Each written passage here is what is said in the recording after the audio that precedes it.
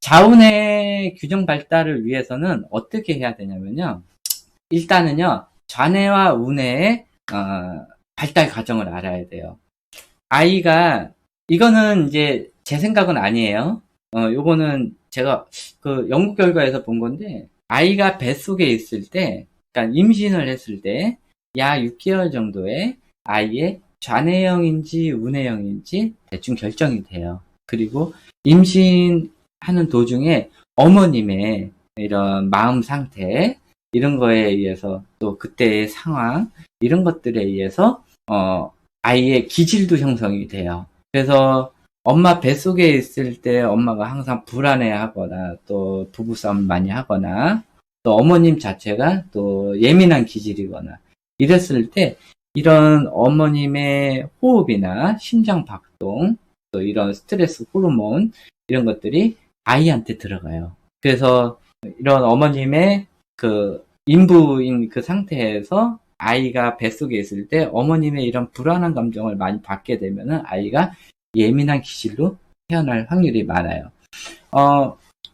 어머님도 알고 계시겠지만은 이 예민한 기질의 아이들한테 그러니까 어머님들이 보통 학대를 많이 해요. 지치니까 아이가 말도 안 듣지 계속 칭얼거리지 또 이런 거 아이의 기분에 맞춰주다 보면 부모님이 스트레스를 받아요. 그래서 학대가 많이 들어가는데 그래서 임신했을 때는 마음을 최대한 편안하게 갖는 것이 굉장히 중요해요. 또 자뇌형, 우뇌형이 결정이 돼서 아이가 태어나요. 그래서 아이가 태어나는 순간 이 기질 같은 경우는 바로 알아요. 어떤 갓난 아기는 태어나자마자 조용히 있는 아이가 있고 어떤 아이는 막 우는 아이가 있어요. 이런 아이들 같은 경우는 이제 태어나자마자 아이의 기질을 볼 수가 있어요. 근데 뇌 타입은요. 태어나자 볼 수가 없어요. 이 아이가 우뇌 타입인지 좌뇌 타입인지 몰라요. 그렇기 때문에 이 뇌 타입은 어떡하냐? 0세부터 만 7세까지는 우뇌가 성장해요. 우뇌가 성장을 했을 때는 아이가 좌뇌형 아이든 우뇌형 아이든 상관없이 이 모든 아이가 만 7세까지는 우뇌형이라고 생각을 하고 아이를 우뇌 교육을 해주면 돼요. 그러니까 최대한 자연 친화적 이런 것들을 해주고요. 사람들하고 많은 관계를 맺고요. 근데 이 방법이 기질에 따라서 아이들 하는 방법이 달라요. 예민한 기질, 또 순한 기질, 느린 기질 이렇게 세 종류의 기질의 아이들이 있는데 이런 방법도 달라요. 너무 예민한 기질의 아이들 같은 경우는 이런 자연 친화 이런 것들을 할 때 좀 아이들이 한번 꺼려요. 가기 전에 좀 두려움을 갖고 접근한단 말이에요. 이런 아이들을 강제로 데리고 가는 것보다 아이한테 충분한 설명을 해준 이후에 좀 해주는 게 아이들이 좀 많이 불안해하지 않고요. 느린 기질의 아이들은 그런 걸 친화되더라도 좀 감각이 좀 둔해요. 그리고 일반적으로 있는 순한 아이들 같은 경우는 뭐 그런 거 신경 안 쓰고 아이들이 뭐 이제 다 하는데 이런 문자 교육이나 또 어머니가 좀 자녀형 타입일 때 좀 시키면 시키는 대로 아이를 하려고 해요. 그러니까 좀 많이 AI처럼 이렇게 키우려는 부모님들이 많아요. 그러니까 시키면 시키는 대로 하고 엄마가 뭐 해 그러면은 하고 이런 시키면 시킨 대로 하는 아이들이 자녀형 타입으로 갈 가능성이 많아요. 그러니까 모든 부모가 다 정상은 아니에요. 그러니까 정상이 아니라는 의미가 뭐 아이를 많이 학대하는 어머니들도 있잖아요. 이런 어머니들이 시키면 시킨 대로 하라. 또 어머니들 중에서도 그러니까 사람 어머니라고 하기보다는 왜 계속 제가 어머니라고 하면은 만 60개월 이전 특히 학교 가기 이전에는요 아이가 어머님의 성격을 많이 닮아요. 어머님의 행동을 많이 따라해요. 그래서 어머님의 행동이 제일 중요해요. 아버님 행동보다 어머니랑 더 많이 있기 때문에 어머니가 잘못을 하거나 잘못된 행동을 하거나 잘못된 말을 하거나 이랬을 때는 아이가 그거를 그대로 쫓아하게 돼요. 그래서 아이 보는 앞에서 특히 어머님은 잘못된 행동을 하면 안 되고 옆집 어머니도 똑같고 마찬가지예요. 또 할아버지보다 할머니의 행동이 더 중요해요. 최소 학교 가기 전에는 할머니나 어머님은 행동 조심하셔야 돼요. 그래서 이런 시키면 시키는 대로 하는 행동이 아이의 좌뇌를 자극하는 행동이에요. 아이의 너 혼자 생각할 필요 없어. 엄마가 하는 행동이 무조건 옳고 엄마가 하는 말이 더 옳아. 그러니까 넌 생각조차도 하지 말고 엄마가 하는 대로만 해. 이런 게 좌뇌 교육이에요. 문자 학습만 한다고 좌뇌 교육이 아니에요. 시키면 시키는 대로 엄마 말 잘 들어. 이게 좌뇌 교육이에요. 그래서 보통 엄마 친구들이 오거나 또 식구들이 오잖아요. 그러면은 야, 너 엄마 말 좀 잘 들어라. 엄마 시키는 대로 해. 엄마가 하는 게 다 맞아. 이게 굉장히 위험한 발언이에요. 예를 들어서 어떤 아이를 가르치고 어떤 아이의 엄마가 소시오패스예요. 아니면 인격 장애예요. 근데 어떤 다른 엄마가 와가지고 야, 너 엄마 말 하는 것 좀 잘 듣고 엄마 하는 거 잘해 라고 얘기를 했단 말이에요. 이 엄마는 소시오패스예요. 인격 장애를 가지고 있어요. 근데 다른 엄마가 와가지고 엄마 말 잘 들어라고 얘기를 했어요. 그러면은 이 아이는 어떻게 돼요? 엄마가 소시오패스인 성격을 또 엄마가 성격 장애를 가지고 있는 거를 그대로 받게 돼 있어요. 굉장히 위험한 거예요. 그래서 다른 아이를 만나더라도 다른 아이의 엄마를 만나더라도 절대 엄마 하는 말 잘 들어 이 얘기는 절대 하시면 안 돼요. 굉장히 위험한 거예요. 그러니까는 이런 6세 때, 7세 때까지는요, 아이들 만들기, 그리기, 이런 것들 하고, 아이들 책 많이 읽어주고요. 이런 식으로 운의 교육을 많이 해주고요. 우리나라는 조기 교육 때문에,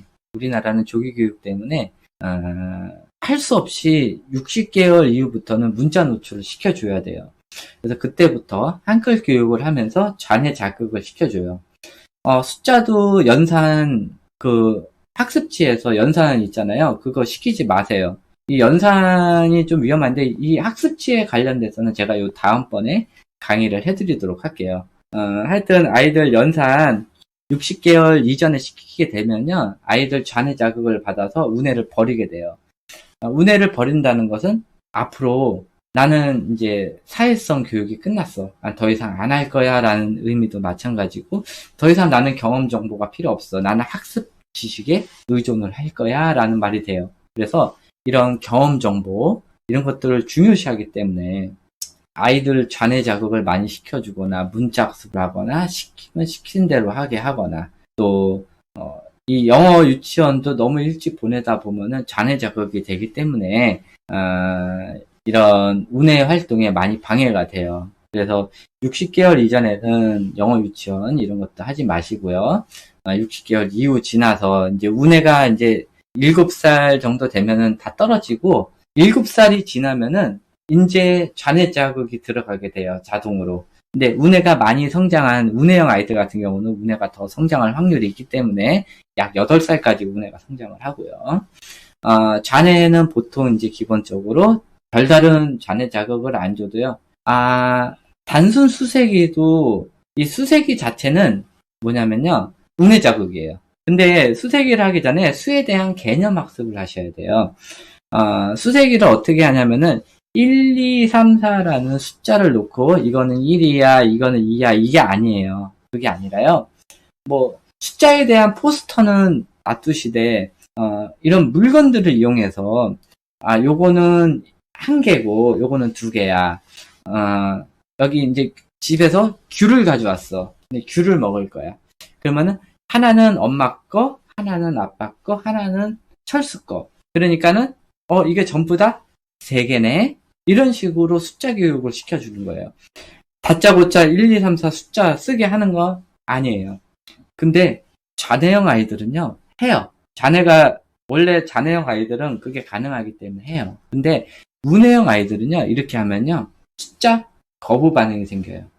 좌뇌형 아이들은 원래 좌뇌가 그런 것들이 돼 있기 때문에 조그마한 좌뇌 자극으로 그게 가능하게 돼 있어요. 근데 이게 무엇이 위험하냐면요, 만 60개월 이전에 문자나 수학 자극을 주게 되면요, 이 좌뇌가 자극이 되면서 좌뇌의 회로가 뚫려요. 그러면은 뇌에 들어가는 에너지는 일정해요. 100이라는 에너지가 들어가는데 제가 아까 얘기했다시피 만 7세까지는 우뇌가 성장을 한다고 했잖아요. 그러면은 이 100이라는 에너지가 다 우뇌로 들어가야 돼요. 그런데 좌뇌에 자극을 주게 되면요, 우뇌로 들어갈 에너지가 잔해로 빠지게 돼요. 그래서 운의 성장이 줄어들게 되는 거예요. 그래서 이런 개념 학습에 대한 이 수에 관련된 거는 그 강의 영상에 보면은 이 수학에 대해서, 연산에 대해서 좀 강의를 해놓은 게 있어요. 그거 한번 들어가셔서 참고를 해주시면 좋겠어요. 그래서 그거 잘 보시고요.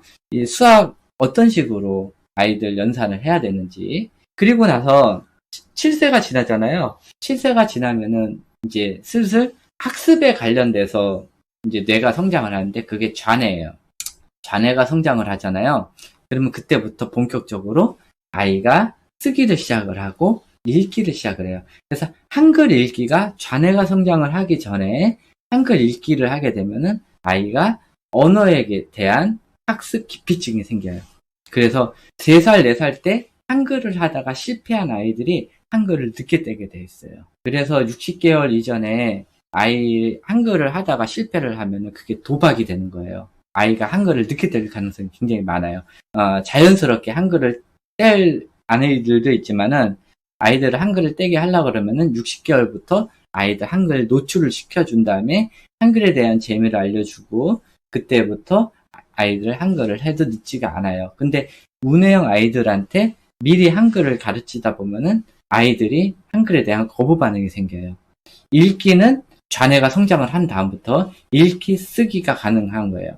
그래서 7세부터 이제 점점 준비를 한 다음에 그때부터 학습에 대한 이런 것들을 시키게 되고 그때부터 아이들이 본인이 한 행동에 대해서 잘잘못을 따질 수 있는 이런 판단 능력이 올라가게 돼요.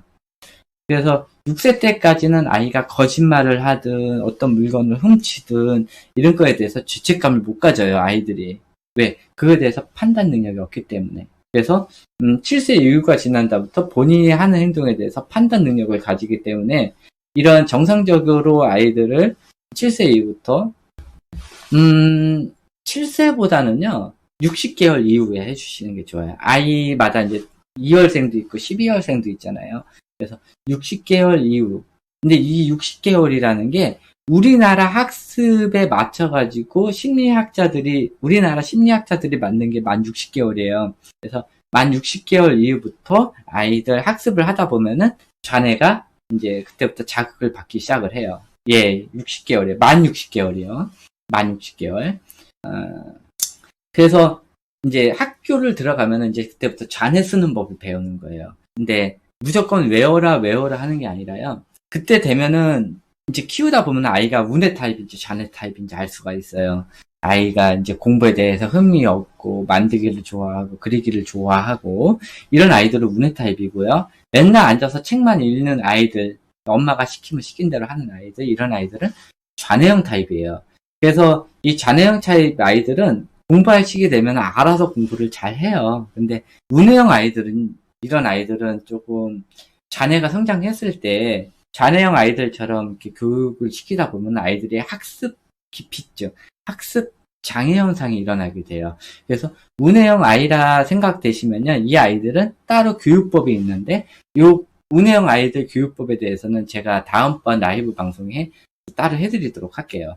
하여튼 좌뇌형 아이들하고 운해형 아이들만의 이 교육법이 있어요. 그 교육법에 의해 가지고 아이들 좌뇌 교육을 시키다 보면요, 약 4학년이 지나면요, 아이들의 좌뇌와 운해 성장이 멈춰요. 그 4학년 때까지 성장한 이 좌뇌와 운해를 가지고 평생 살아가게 되는 거예요. 그래서 7세 때까지 운해가 한창 성장할 시기에 좌뇌 교육을 시키다 보면요, 이 아이는 좌뇌 교육 시키기 전까지 성장한 운해를 가지고 평생 살아가게 돼요. 그래서 이런 미리 된 조기 교육은 아이의 운해를 망치고 아이의 미래를 망치게 되는 거예요.